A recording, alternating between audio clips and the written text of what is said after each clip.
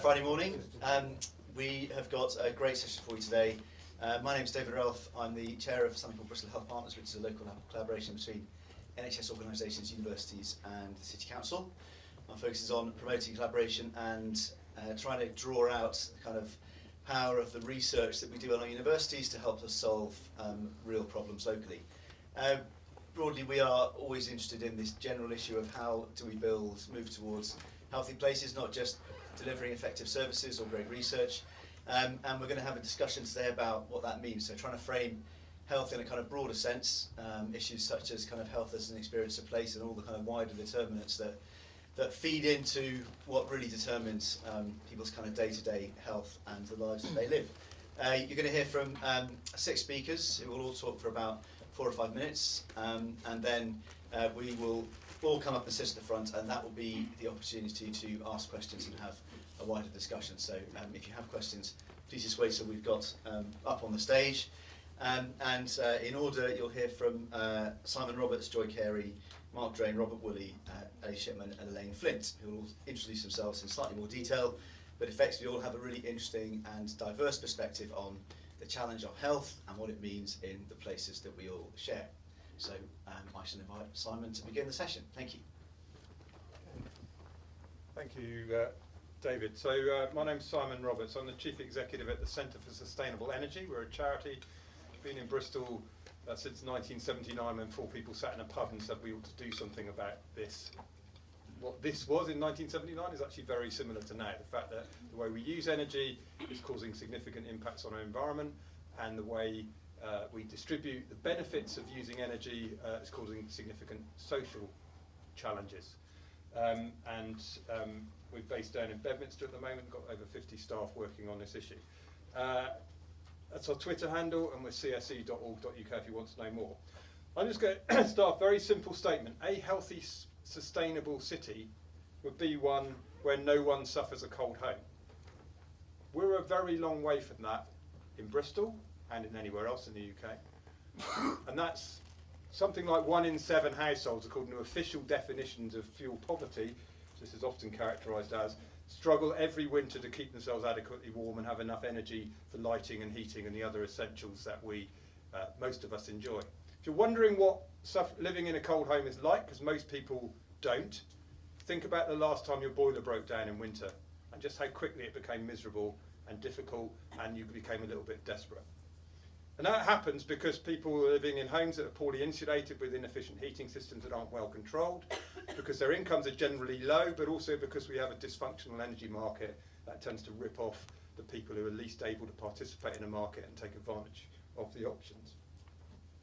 So why do we need to tackle cold homes and improve well-being through it? The first thing is that there's almost no mental or physical illness that isn't exacerbated by people living in a cold home. Some very significantly. You can think of most of the respiratory illnesses. If you're living in a temperature below 16 degrees centigrade, there are physiological reasons why you find it harder to keep healthy. And as I mentioned before, you know how miserable it is when your boiler breaks down.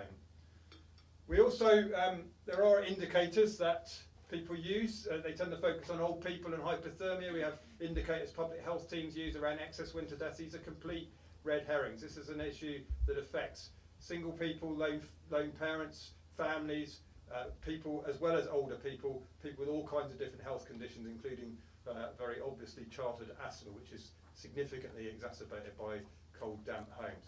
Excess winter deaths is a complete red herring, but used regularly as a measure for how well we're doing on this, because if you have a slightly warmer summer and more people die as a result of the heat, you don't have any excess winter deaths because they sort of balance each other out. And also they mostly happen in people over 85, by which time most of the poor people have already died.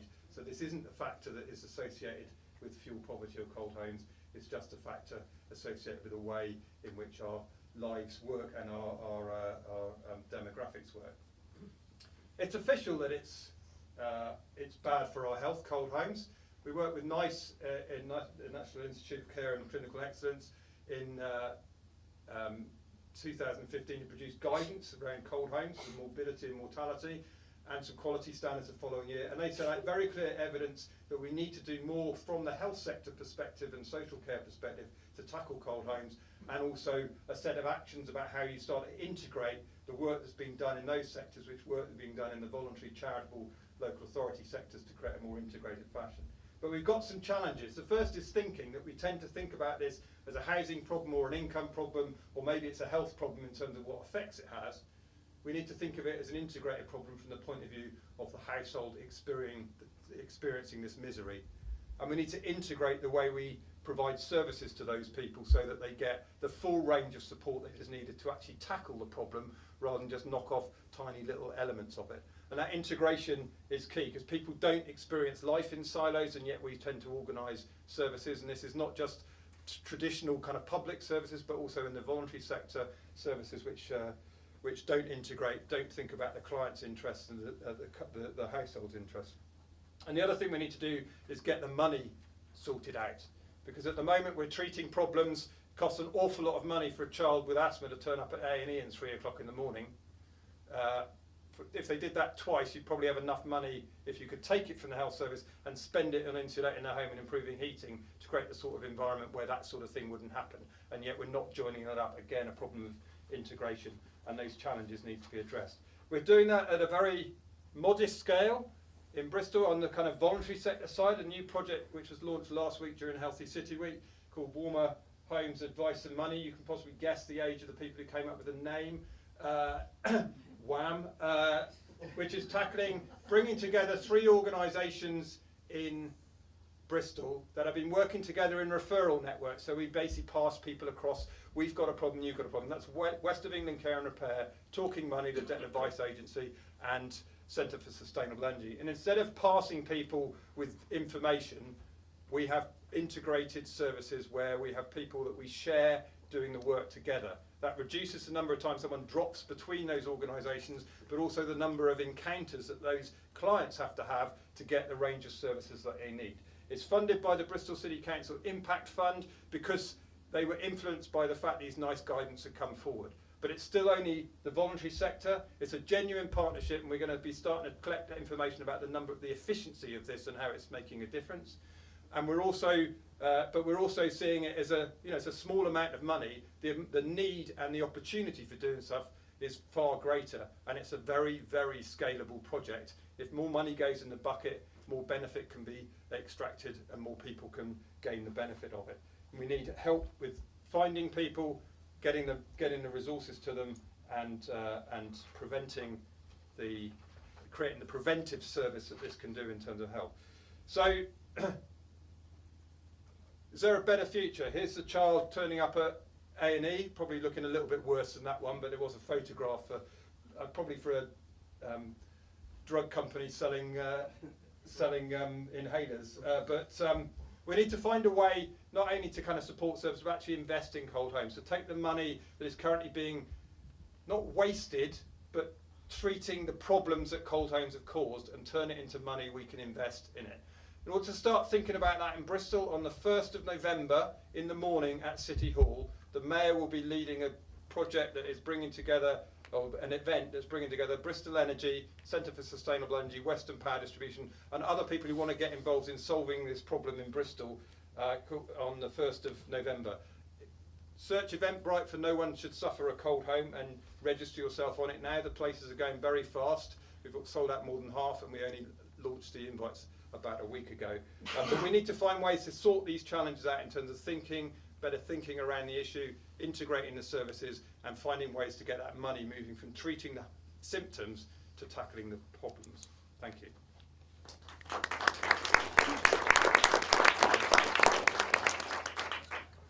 Thank you very much, Simon. I'm just going to get up the next slide, so bear with me for a moment, please.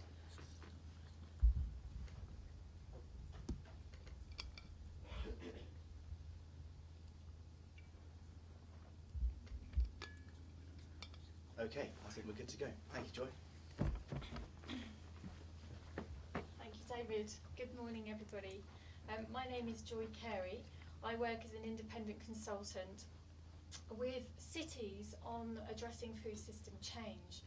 And my massive interest is how collaboratively we can deliver change and measure our impact.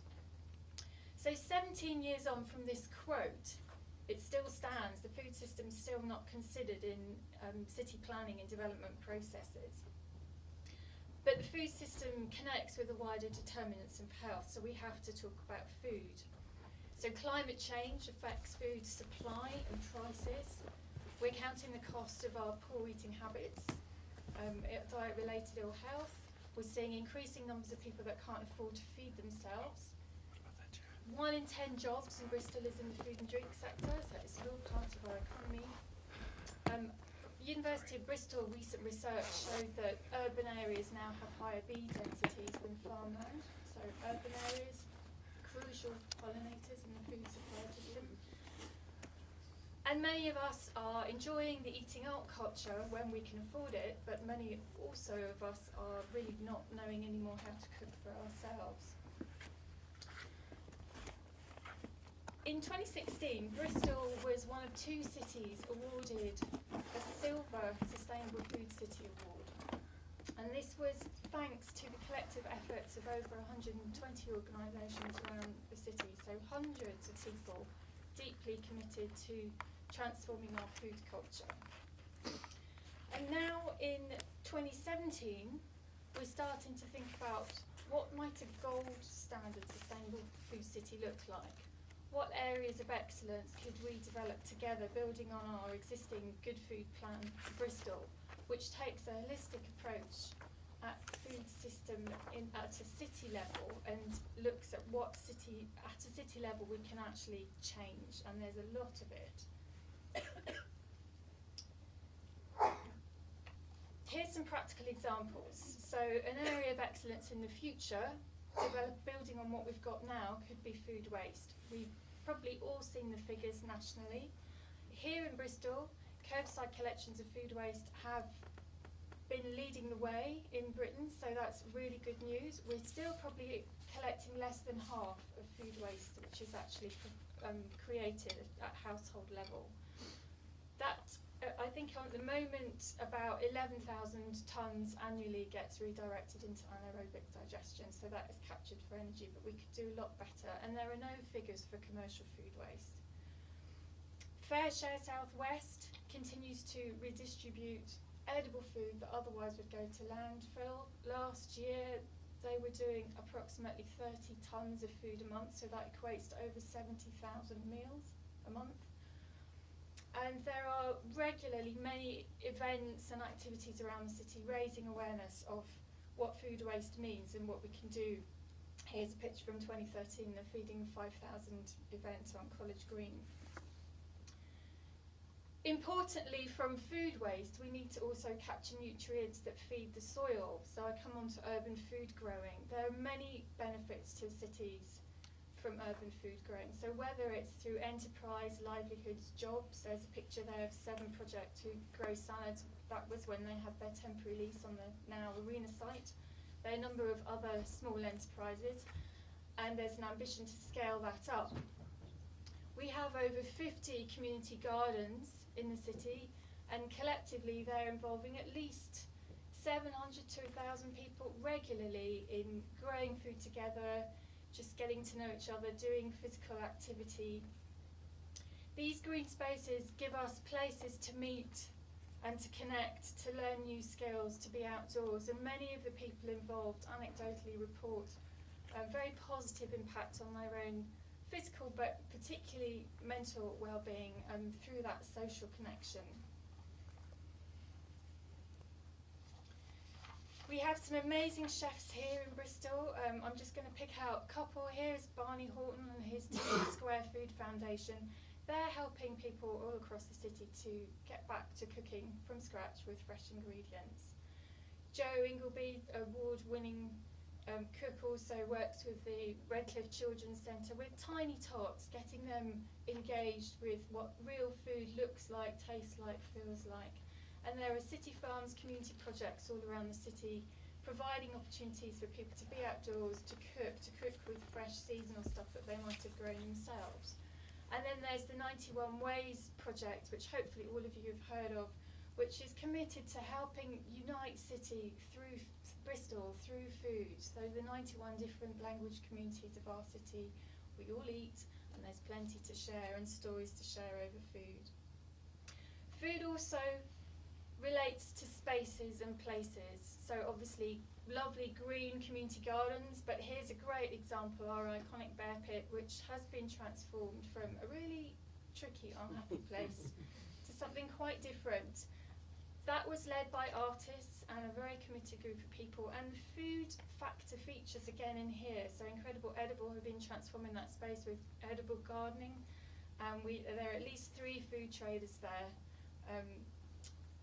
Again, they're making a healthier food offer, and they're helping to make it easier to eat healthily when you're out and about. I can't not mention procurement. There's big money in procurement contracts, so the power of public sector catering to create food system change is huge. Here's a picture from North Bristol Health Trust. In that case, procurement contracts can enable local businesses to expand and to create new jobs, and much more importantly, they're providing good quality, tasty, nutritious food, and that needs to be part of all patients' recovery programme. Just imagine if our hospitals were known as food hospitals, wouldn't that be brilliant? So, what values do we need to go forward into the future? Well, change requires shared values and collaboration, and these are summarised in our Bristol Good Food Charter. So we need a food system that is not only giving us tasty and affordable food, but also food which is good for people, good for places, and good for the planet. Addressing food system change at a city and a city region level is investing in our shared future. And I'm going to use the word that Simon used, integration, integration, integration.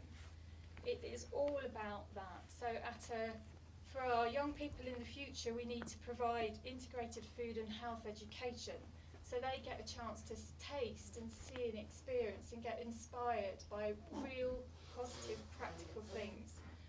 We need to integrate our food policy, so food issues are embedded within a wide range of local government departments, whether it's public health or planning or economic development or climate change and resilience.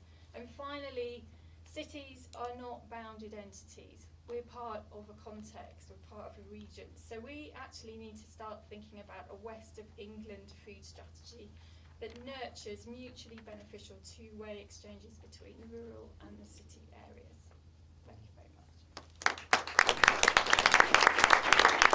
Thank you very much, Joy.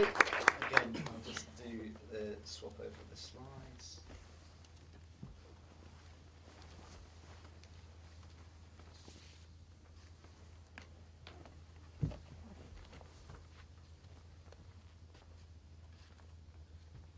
Here we go.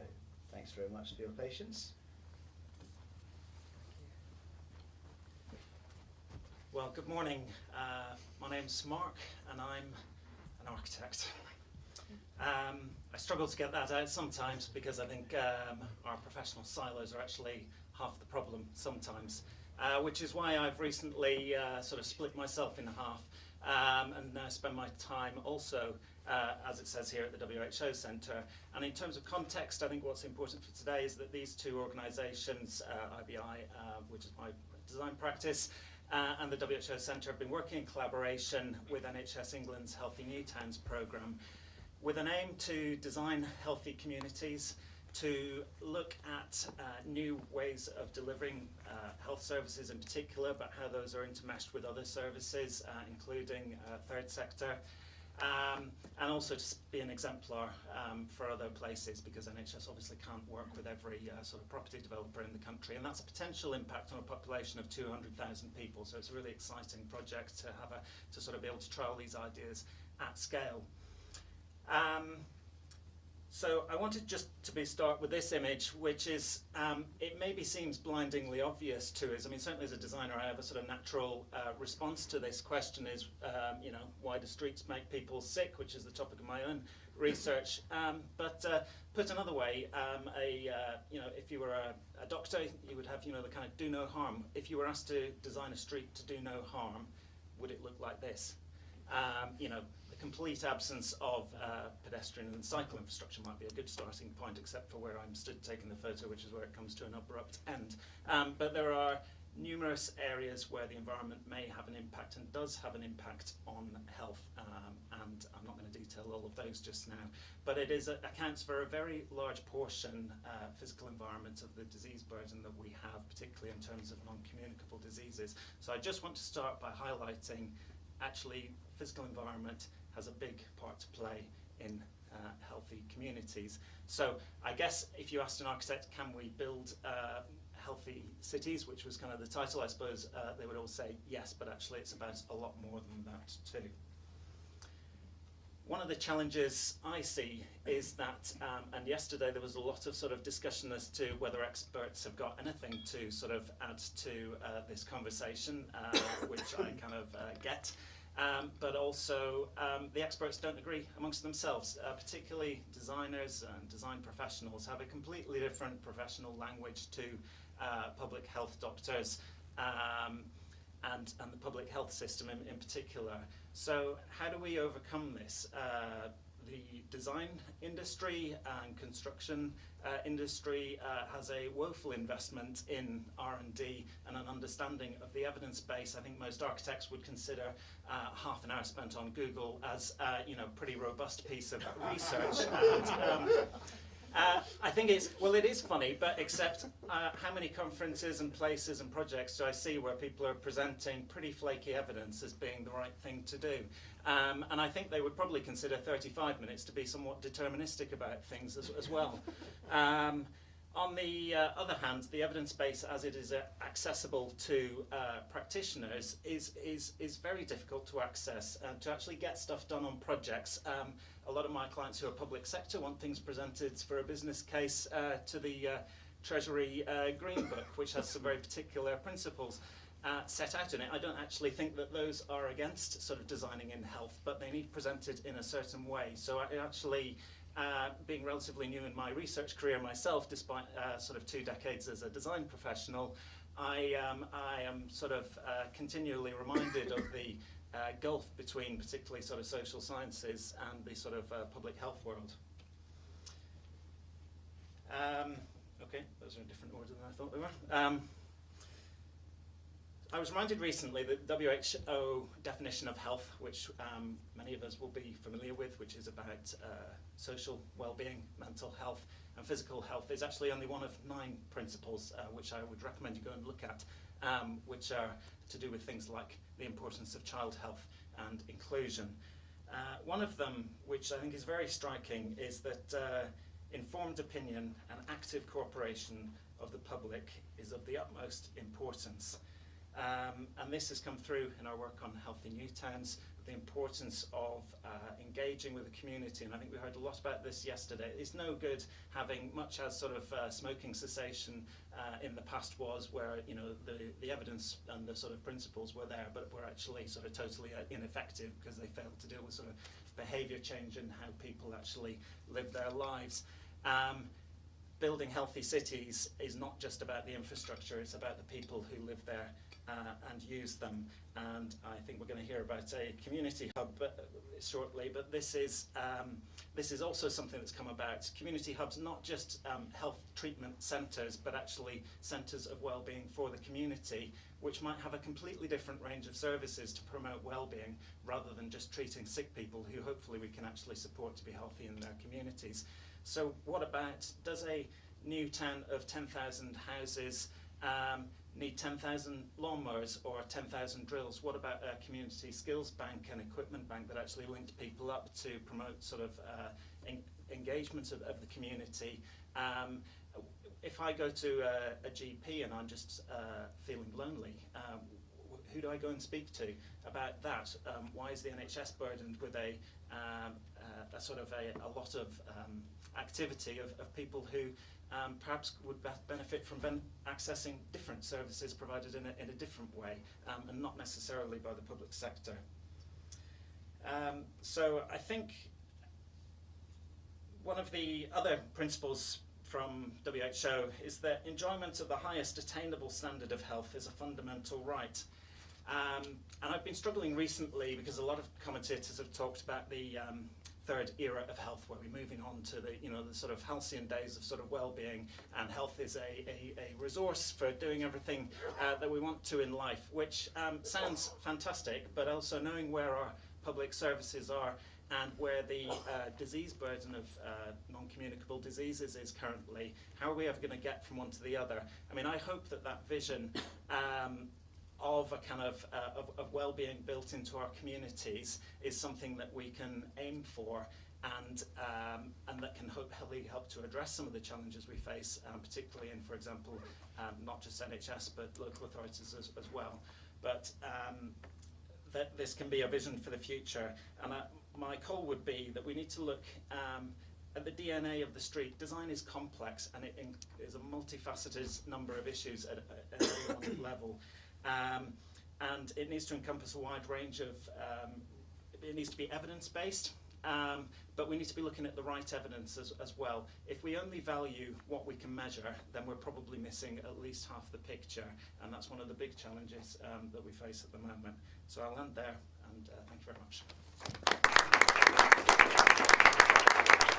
Thanks very much. Can we just have the event slide up for the next section, please? There, perfect. Robert.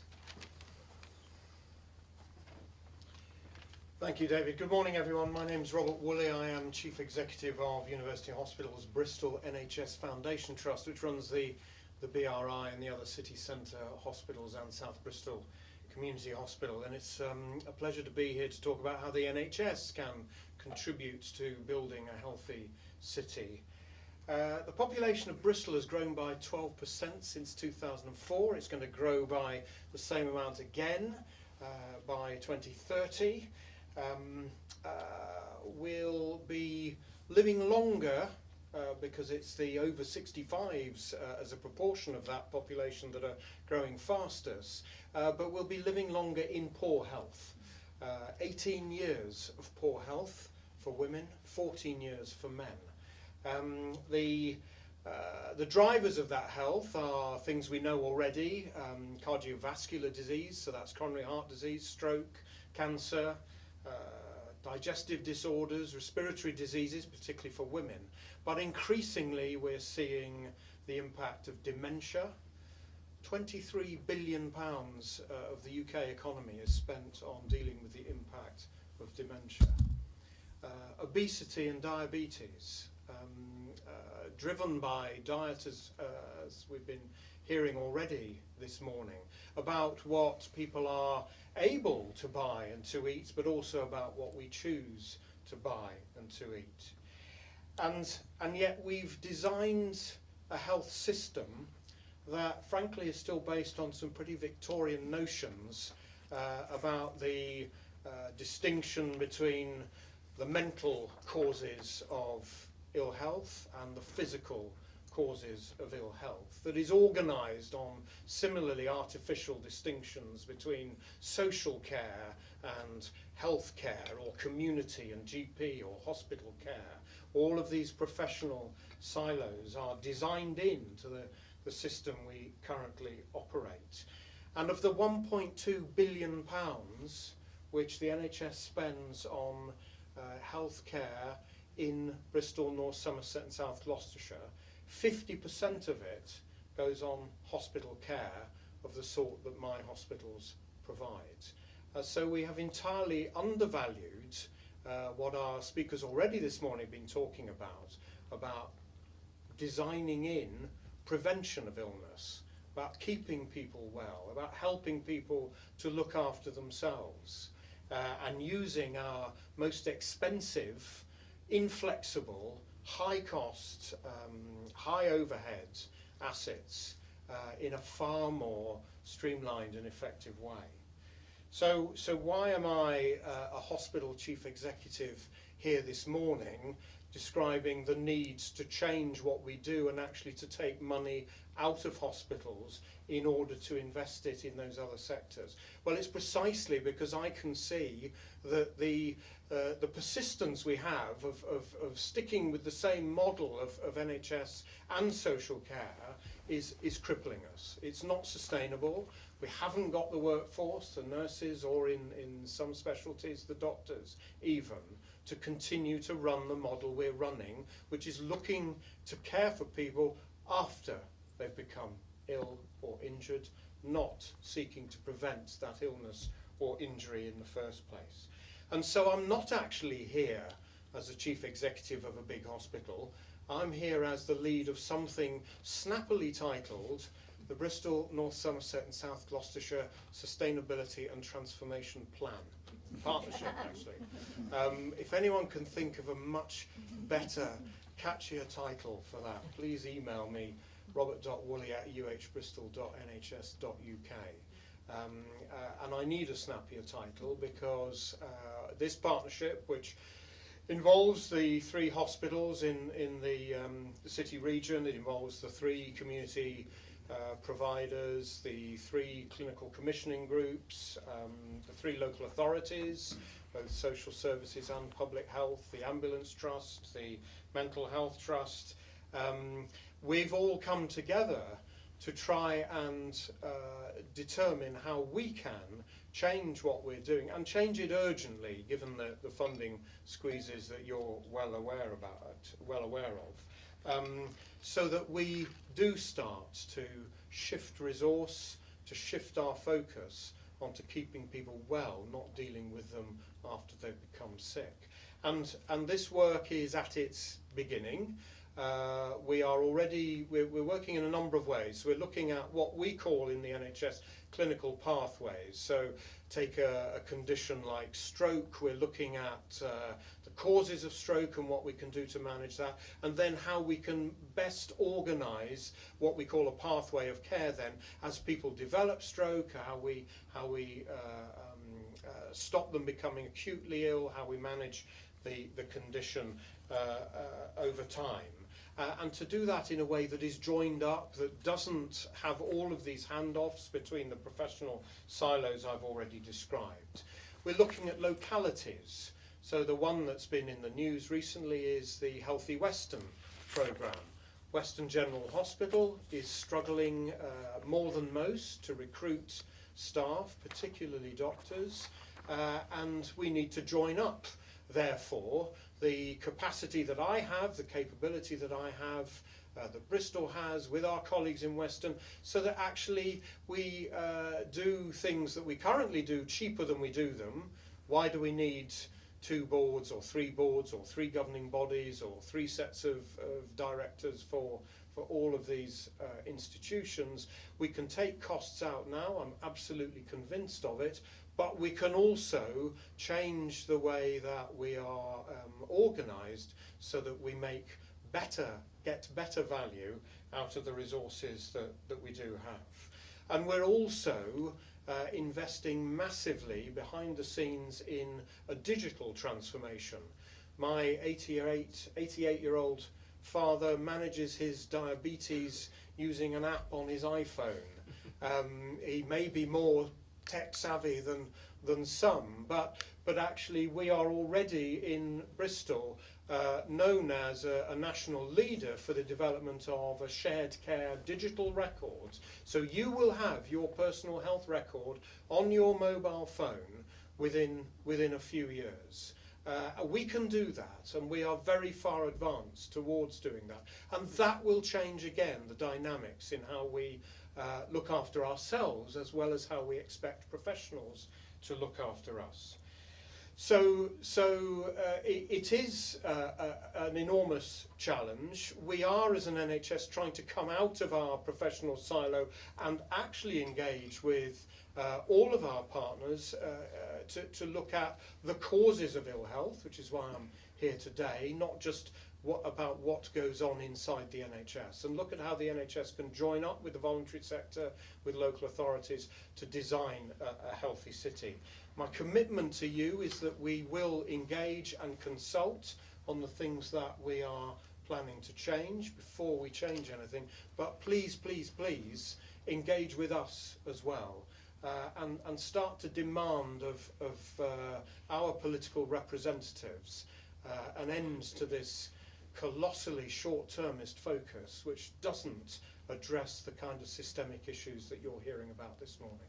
Thank you.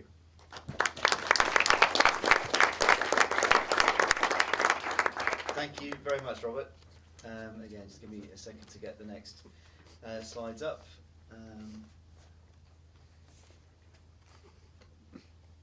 There we go. Thanks, Ellie.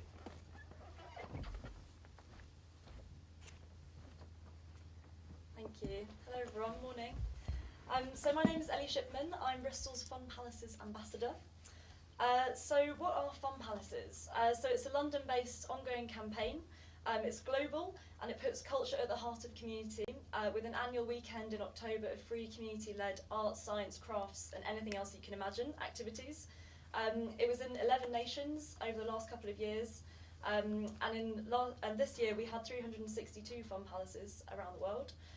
So here in Bristol I'm hosted by Elizabeth Blackwell Institute for Health Research at the University of Bristol. As one of 5 UK ambassadors across the country, who are hosted by different organisations from a gallery to a museum to a theatre. So this year we partnered with Bristol Green Capital Partnership's Healthy City Week and community hubs Wellspring, who you'll hear from in a minute, and Avonmouth Community Centre. Bristol Fun Palaces this year included graffiti and yo bikes with health messages, wellbeing portraits on the Severn Beach railway line, smoking research workshops and covering a Bristol ferry in pom-poms featuring everyone's health advice. So why it matters. So Fun Palaces really meet people where they are. We're trying to connect health and sustainability researchers with communities to collaborate on health issues which are important to them. 50% of last year's Fun Palace makers around the world agreed that Fun Palaces helped them to meet different people, discover new resources and develop new opportunities in their local area. They agreed that taking part made them want to become more involved in local projects and issues, and that it could make a real difference to the local community. So it matters because it celebrates everyone, it fosters new connections and catalyses new ideas, and here in Bristol, particularly around the health of communities. So where could it lead? So the ambassadorship is now halfway through its 3-year programme. So here in Bristol, I'll be working towards next year, hoping that more researchers will get involved, more academics, more local partners and people to get together, share, play and collaborate even more on health themes which are identified together. And this year we did that through community workshops in the local hubs. So is it too utopian to imagine a future city where diverse, inclusive communities share and celebrate their skills and knowledge together to tackle their own health issues? Could there be a future city where organisations and communities meet on a more level playing field, genuinely hear each other's voice and value what each other brings? And could it happen naturally without the need for funding, partners and structure? So how could we get there? We need those with the money and power to see the changes that this can make, and if it needs it, support it. We need institutions to value communities and the public as individuals, not as numbers, and communicate in a more accessible way. We need to value knowledge, skills and interpretations of what health means to local people against new standards, not just educational, but against life experience, social connections, joy, empathy and well-being. And I think we need to allow ourselves to indulge our own passions and interests, to discuss our own health and well-being, to share them and encourage others to do so as well. So do get in touch if you'd like to get involved next year. Follow us at fun_Bristol and I hope you can get involved. Thank you. Thank you very much. So here we go, just get the last one up on screen.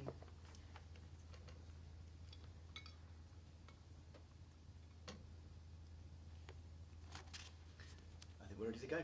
Elaine.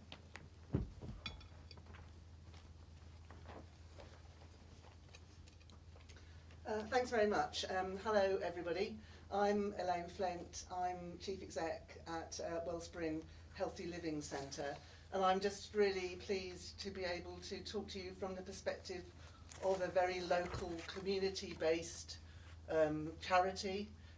We are there, our mission is around tackling health inequalities, and we're working in Lawrence Hill, which is one of the areas in Bristol of greatest health inequalities. And I think in all the discussions we've had so far this morning, we've been talking in quite general terms about a healthy city, which is absolutely right. But I think what we must also realise is that there are very, very deep inequalities in Bristol in terms of health.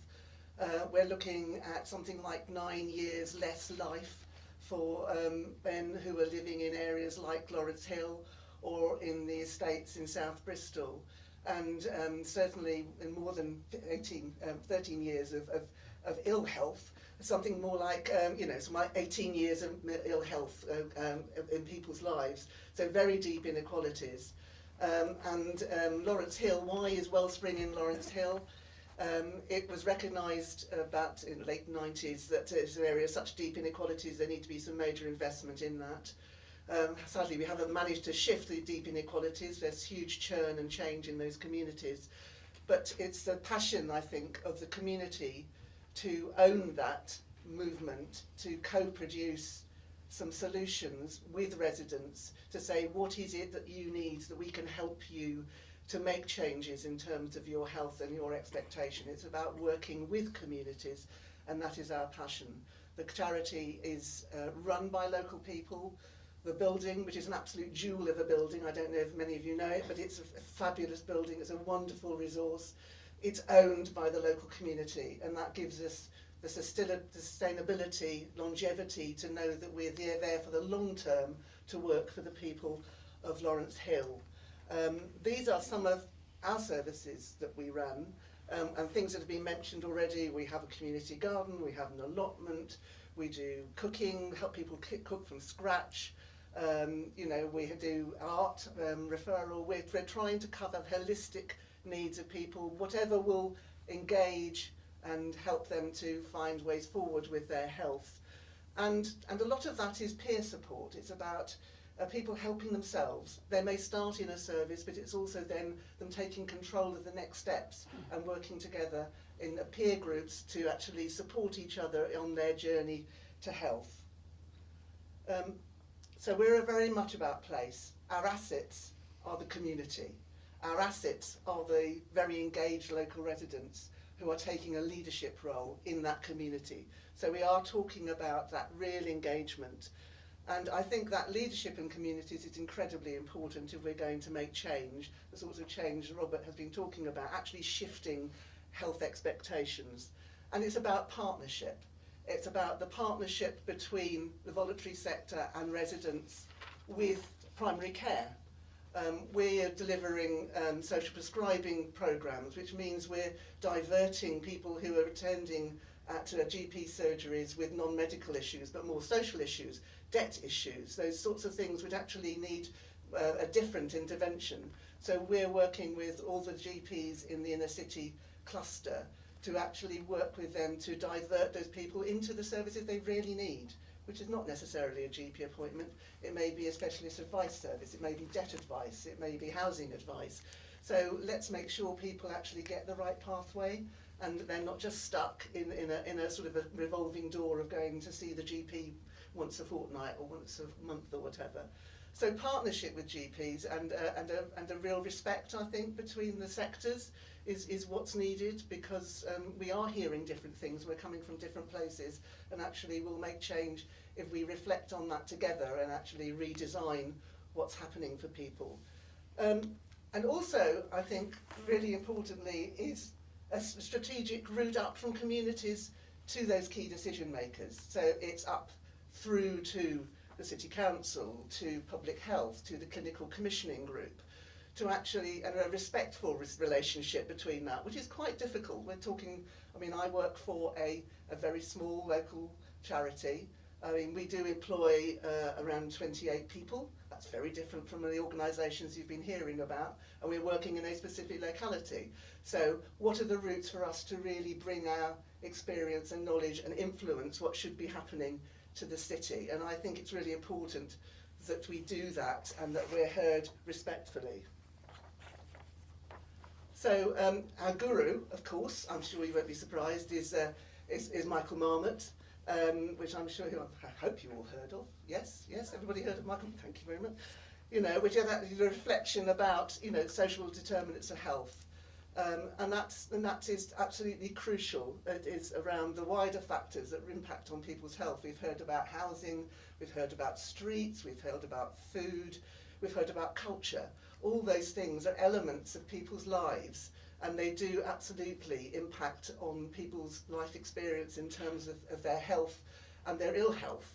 And those in the most deprived areas of Bristol actually suffer some of the least access to culture, some of the least access to green spaces, some of the least access to good homes. And homes, certainly Lawrence Hill is an absolutely major issue.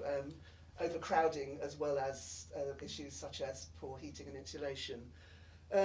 So I think that understanding that sort of holistic view of health is absolutely crucial in terms of where we go from here. I mean, the city is very much talking about sort of three-tiered approach to care. So when they talk about social care, they talk about help to help yourself, help when you need it, and help to live your life. And actually, that's quite an interesting way of thinking about health generally, as well as social care, because actually help to help yourself is crucial. And the community takes a role in that in terms of championing, supporting, being peer support around that, so people aren't on their own to help themselves, that they actually have those role models that can say, this is possible, you know, you can actually do it, and we'll support you to do that. That's not going to be the role of the NHS. I think that's the role of communities, and that's why I think health is everybody's business, and actually it's a business of every citizen to support each other. And it's about creating, as you say, de-siloing that sort of focus on well-being, and creating, you know, a clear offer, this life path that's coordinated, that's respectful between different elements, respectful of the voluntary sector as actually a competent provider of services, you know, and respectful between primary care and secondary care, and up and down. So I think those things are really crucial. So how can we get there? Absolutely long-term commitment and working together. And poor Robert, when you said about a name for the, I had to say Mission Impossible did come into my mind, but that's a bit negative, so sorry about that. I'm sure there's going to be a more positive sort of name that you can find for that. It's immensely challenging, we know that, especially in times of austerity, which hopefully we can knock on the head and actually say we can do things ourselves, actually, which don't require huge investment. One of the issues which I just want to put out there is I think one of the challenges is around ensuring that all partners are engaged for the long term. I certainly have seen, you know, in NHS, not NHS, health is a market. It's been marketised and productised, and there's lots of commercial players out there who are in looking at tendering and coming in and grabbing a tender and then disappearing again after 4 or 5 years. I've had real concerns about that in terms of how we can really impact on health for the city for the long term, because I think health for the city for the long term requires us to co-design it with communities.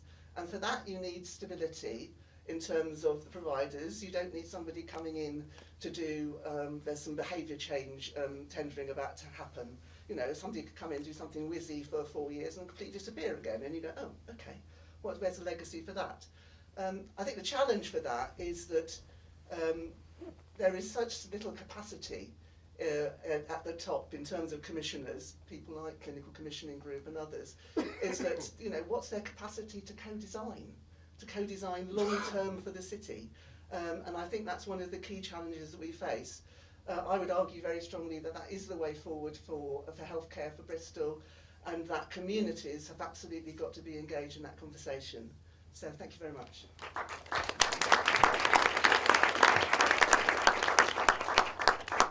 Okay, thank you very much, Elaine. Thanks very much to all our speakers. Can I just invite everyone to grab a seat, get yourself a glass of water. We've got about 25 minutes left, so hopefully we can make the most of it and get some really good, rich discussion going. So, please get a quick show of hands, please, in terms of who wants to ask a question. I think we'll start off with single questions first, then I might try and group them together for a very short time. So, I'm going to start with Angela. Please. Yes, please. Thank you very much. Thank you very much. I wanted to jump in quickly. So my name's Angela Rafford. I'm a public health consultant. I've worked in the city since 1984. I like Mission Impossible. Because then you get the inspiring music. And listening to you all, it's sort of like my life in Bristol since 1984 replaying through my mind. So there is a lot of work going on building community and fun palaces, those community food growing spaces, Wellsprings Healthy Living Centre are kind of embodying that, and there's a real energy there. And for my own personal career, I ended up getting involved in the transition movement, at which point I found the world that I've shared with Robert, where you have all these aspirations and hopes to enable people to stay healthy, and then the government reorganises you again, and that's all you're doing. So I've actually stepped out and I work more with Joy, and I help run the community farm out in Chew Magnet, though I still do have a contact with Public Health England. And I think the energy is all in the community, and we have to make it really easy for people in decision-making posts to engage. We have to be so kind to people in the boardrooms. And you know, even Simon, you said we have to change the way we think. And just listening to you saying we have to get the money from the health service, immediately I kind of went, all closed. We have to get money so everybody has a warm home. But as soon as you say, and the only way is to take it out of the health service, I'm gonna go, That isn't what I said, but but it's what I heard, Right. yeah. So apologies, but you know, that discourse. And we have to go really deep. We have to say we're on this planet for more than just buying stuff and more than just making money change hands. And so my question is, please, my question is, I think for the last few years I'm engaged in a massive open online course called ULAB, which has put me in a coaching circle with people I never would otherwise interact with. I think if loads of us started doing the ULAB learning, because it's free and you do it in your own time, and we come together in coaching circles, and then we could run events like this, ULAB style, I think wonderful stuff will happen. Okay, thank you very much. I know, Peter, you had a question as well, so let's pick that one up as well. The microphone is Just near a you. quick question directed at Elaine, if I may. I liked all the fantastic presentations, but Elaine, there was something that troubled me about the fact that you had done such fantastic work for 20 years in a locality, community ownership, widespread view on people's needs. So you have actually done absolutely everything that you should have done in a long-term fashion, and yet you then said nothing has changed. So how do you, can you put your finger on why you've done everything right and yet nothing has changed? I just want to say, if there's any other questions from that side of the room, we'll take one more and then we can kind of bundle those up together. If not, okay, I'll come back to you in a second, Mark. Yeah, go for it, Elaine. Yes, I mean, I think that it's difficult to know what it would have been in Lawrence Hill if there hadn't been Wellspring. That's one thing to say. But also in an area like Lawrence Hill, there is such a massive churn of people.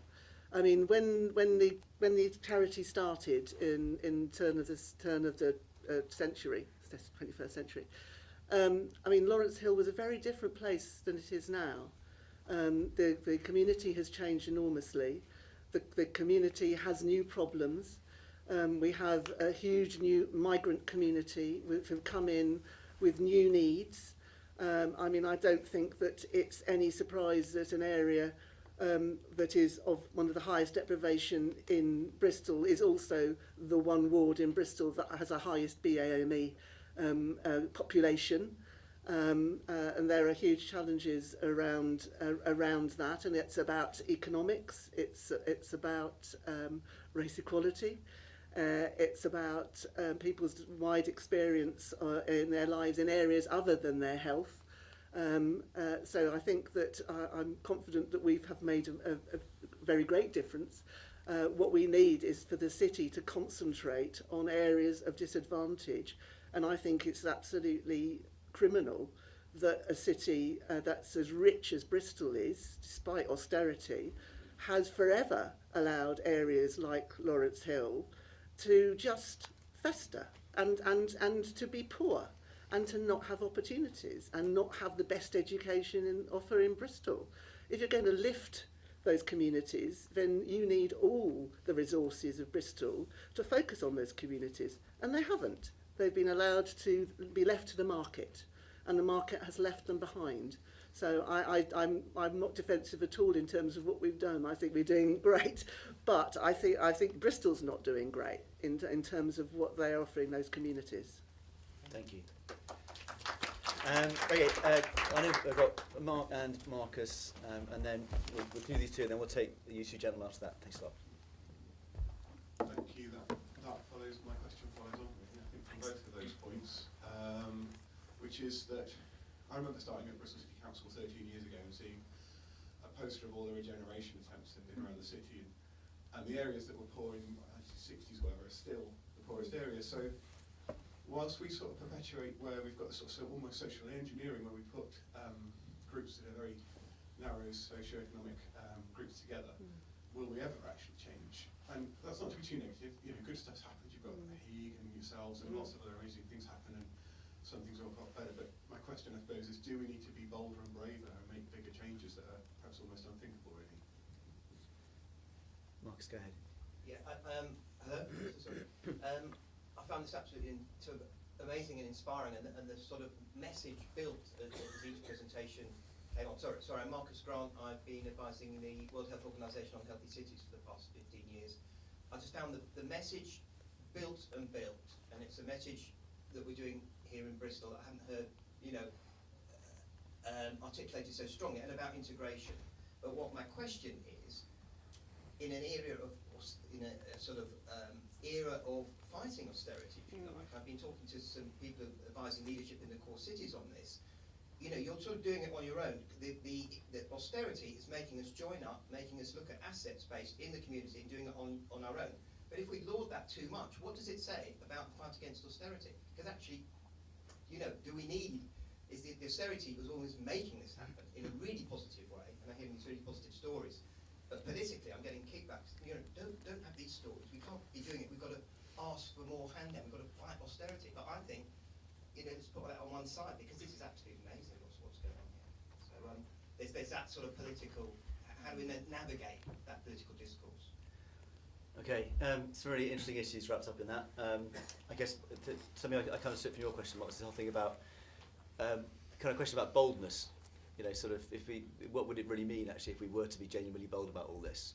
And then the stuff that you picked up, Marcus, about just kind of reflecting on what's actually kind of driving or likely to drive the change that might kind of be manifesting. So maybe I could just get the panel for some views on that in terms of kind of put yourself in like the most bold place you can do and think, what would that really look like if we were actually to be really kind of, and it sounds like a great platform that we've got here. We've got quite a lot of kind of agreement on what the challenge and some of the problems look like, but what would it mean to be really, really bold about this? Shall I kick off? Because I do actually wonder whether that is the right question.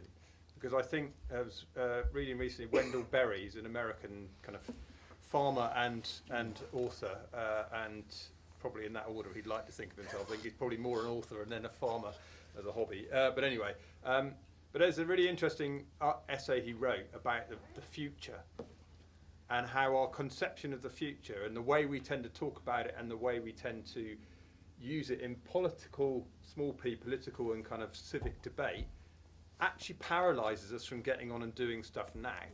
Partly because those sorts of debates involve people who love talking, and what we've got to focus on are people who do stuff. And one of the challenges we always find at the Centre for Sustainable Energy is the kind of, you can have very interesting discussions about stuff, but in the meantime, how do we get on with things? What is it that needs to happen? And the thing we need to do next is pretty bloody obvious. It isn't getting health service to pay for stuff. That was used as an example to show where money's being misallocated. It's recognising that that's something wrong. So what the question is, what do you do next to make it more likely that at some point in the future that won't happen, and the sort of stuff that Robert was talking about, and joining all those things up, will be right.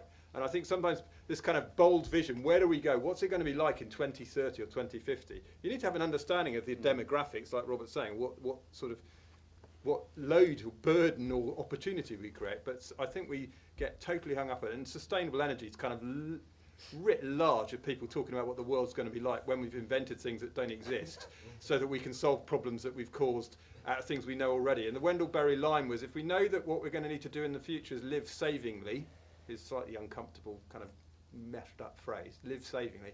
Why don't we live savingly now? Because that's actually what we know we're going to have to do. So why wait? Why get hung up on whether it's about austerity? Why wait until government have got all their policies right and organised government of money spend in the right way? We've got to join stuff up, and the city level feels to me, and then below that the community level, probably from that way up, is where you join things up. I was saying to Robert earlier, we spend all our time joining up various sources of funding to provide a service to the public.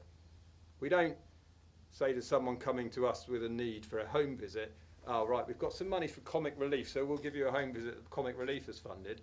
And the advice was funded by the big lottery, and the city council paid for that person to give you this bit of advice. It's actually, from the customer point of view, the client point of view, it's just a seamless service. But we've got to do all that mosaic of funding and joining it up to create that. We've got to find ways to do that at a community level, at a city level, and that's, I think, where we have to stop. It's a bit of, it was a few months ago on Jamaica Street where there's that hoarding, where there's a bit of graffiti and changes every now and again. I think something about legalising drugs at the moment. A few months ago, it was vote them out. And I was thinking, we've already done that in Bristol. What the hell else could we do? Actually, what we've got to do is get on with it and not assume it's someone else's problem to deal with, or that we will ever get someone in Whitehall, anybody in Whitehall, who will be able to work out how to organise things so that we get what we need down here. We've got to actually just get on and do it. Not get too hung up on the big vision, the big future. Just work out what the next steps are and get focused on taking those in small bits. The one other thing I would say very quickly, is, and you're right about it being kind to boards and helping them engage, but they've also got to think about how they engage and not assume putting a document out and having officials respond to their document. That doesn't work for the likes of Elaine, for the likes of us, for anyone else on the panel. I met someone from the the Financial Conduct Authority who had his tea and bun budget for consultation. Went out to those organisations like Marie Curie, Macmillan Nurses. He knew would never come to them for a consultation about the needs of more vulnerable households in terms of financial services. So he went out and bought their senior regulatory policy person a bun and a cup of tea, as he called it, and asked them what their needs were. And of course identified a whole load of needs for people who were struggling with cancer around insurance for holiday and travel and all kinds of other things, which he could then take in.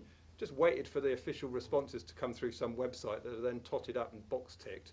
You're not going to get there. So we've got to think a different way to open up those processes to make them more porous to organisations that haven't got time to respond because they're busy doing the stuff that's needed. Okay. Sorry, that was a very long answer. Let me respond to that, please. Thank you. I know we've got two more questions. I'll definitely make time for those, but just want to invite maybe another couple of responses from the panel on some of the issues that have been picked up. Yeah. Okay, thanks. To respond to both those points, I think that austerity obviously has caused a lot of problems, as we all know. But I think in terms of community development and community-led activity coming out of that, which may have come in a forced way, but has actually shown that communities can do things for themselves. But I don't think that's an excuse for lacking services. So I think it does need to be a combination. And I think that something like Fun Palaces does help to kind of encourage that more at a grassroots level. But I think as paid professionals, we need to ask ourselves, would I do this in my own community? And actually do that in our own community. And in community development, the same thing is actually, talk to your neighbours, talk about health, talk about your own passions and skills. And I think if we're not doing that in the positions that we're in our careers, then it's hypocritical. And I think that we should be embedding that. And if we all do that, then hopefully that will help our own community cohesion and, spread that message a bit further. Thank you. Mark? Yeah, I mean, I was just, I'm one of these people who sort of writes emails and has to delete them all because it's what I actually wanted to say, but then sort of have to put it in a kind of polite way. But I mean, I think the big picture is the community. It's so we need that big picture, but it's putting the community and the people at the centre of it. I was at a session yesterday where we were sort of encouraged to go and look at the government's areas of research interest, which, as from a practitioner's point of view, whilst I'm sure there is great benefit in policy, I thought I can't think of a less useful way to actually get stuff done, trying to engage at a sort of policy level. And the idea of sort of Fun Palaces, of taking researchers to introduce them to the areas that are of interest to the community, I just think is brilliant. So I think the big challenge, the big vision is the community. And I think I'd sort of go with that, really. Thank you. Robert? I'm actually getting the sense that national policy makers are out of ideas themselves, and they are desperate for local communities actually to take the challenges on. And if you pick cities like Manchester, and I know they've had a long history of this, and they're further ahead than Bristol, but where they are making changes on the ground, particularly around the health service and so on, then extra money, it may only be marginal money, but that money is flowing in to help them, because government is seeing that local change is happening dynamically, that is led by the local community in a devolved fashion. So yes, we do need to be big and bold and go for it ourselves, and then I think the rest will follow. Thank you very much. Okay, so two gentlemen here. I know I've got two questions, and then we will see where we are in terms of timing.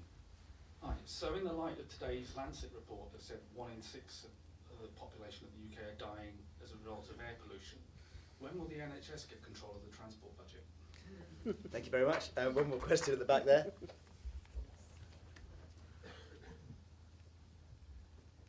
Last night I went to Hamilton House, and Councillor Craig said that she has a lot of people come in and say, why are our streets so dirty? Why don't you keep them clean?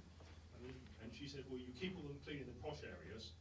And Councillor Craig said, well, actually, the people in the posh areas don't drop a litter. Yeah, there is that. They are. If you have, clean streets, you can tend not to drop it because you're just keeping the status quo.